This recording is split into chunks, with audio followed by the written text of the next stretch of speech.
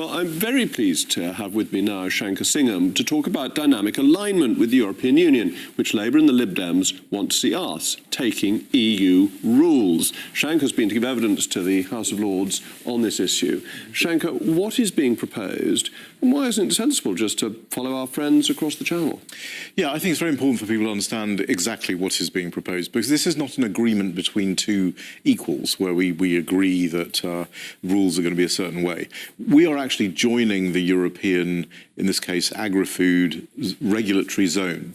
It'll be under the jurisdiction of the Court of Justice of the European Union, and we will have no say at all in our regulations. And this isn't just for trade from GB to EU. This is for the whole of the UK. If I produce something in the UK and I don't sell in Europe, and I maybe sell only in the UK, or I sell to America because I happen to have a buyer there, I will still have to satisfy European regulations, which are very anti-competitive. And we've done a lot of analysis that I was presenting to the House of Lords about how expensive and how damaging to our own economy this could be, to the tune of £15 billion. Yeah, but Labour and the Lib Dems are saying this will save the economy £5 billion a year in making it easier to export to the EU, cut red tape, which we always want to do, and will be a real boost to the agricultural sector in this country. Well, I mean, there's no doubt that if you're selling from GB into EU for agri-food, that this does lower some of the restrictions and the barriers that we currently have. But actually, most of the trade is the other way. Most of the trade is EU into GB. In fact, the UK is the 23% of European exports of food in the whole world go to the UK. Imagine if you were in a supermarket and you bought 23% of everything the supermarket sold. You'd be a pretty important customer. And that is the case for us. We've got a lot of leverage here. But what we can do is what's so-called unilateral acceptance. So we can basically say everything coming from the EU, we're just going to accept its standards. We know they're good standards, and that means you don't have to put all the process on from EU into GB. Which is what I did when I was exactly what Minister you did. for Brexit Opportunities. Yeah. I said the EU is perfectly safe, we can take their goods. But what I would do But isn't that unfair? The criticism I got for that was that's unfair on our farmers and our food producers because they don't get the same benefit reciprocally. True. And so what I would do is I would do it in a time-limited way. I would say to the EU, we are going to actually implement this unilateral acceptance for 5 years, 3 years, whatever you want to do, while we negotiate a mutual recognition agreement using the leverage that we have as someone who buys 23% of your stuff. But doesn't the EU make us safer, that it's going to restrict pesticides and herbicides and things that may be dangerous?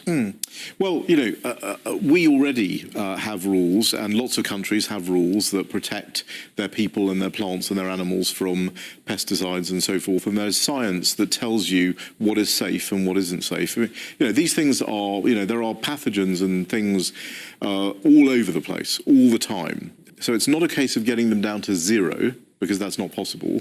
It's a case of getting them down to a level that is safe. Most of our regulation in the pesticides area is already safe. But the Europeans have a tendency to have very, very low tolerance to anything. So any chemicals or anything like that. And they're very slow to approve new pesticides and herbicides as well. Yes, well, they tend not to because they violate their sort of residue, minimum residue levels. So we got one example coming up in July, which is in salmon, listeria in salmon, where the current industry, our industry, says, look, what the rules are as they are fine as they are safe as they are. But the European attempt to reduce this to a level that is not achievable is going to cause our salmon industry severe problems in Scotland, severe problems with our smoked salmon industry, and our crop life industry has already said that trying to comply with these changing European regulations is going to cost them about $1 billion. And there's also been a story we're going to have to throw away a lot of crisps and things like that because of the manufacturing processes, that they won't meet the regulations and they'll just be put in the bin. Hundreds of millions of pounds. Yeah, so what most countries challenge the Europeans on, and why they've lost all these cases in the WTO, and why there are huge complaints about them from virtually every country in the world, is precisely because of this point, which is you shouldn't tell a country how to produce its stuff. the way I manufacture should be the way I manufacture. And as long as the ultimate product is safe and not harmful and so on, that's all that really should matter. But the Europeans like to sort of define what is acceptable in terms of how you produce.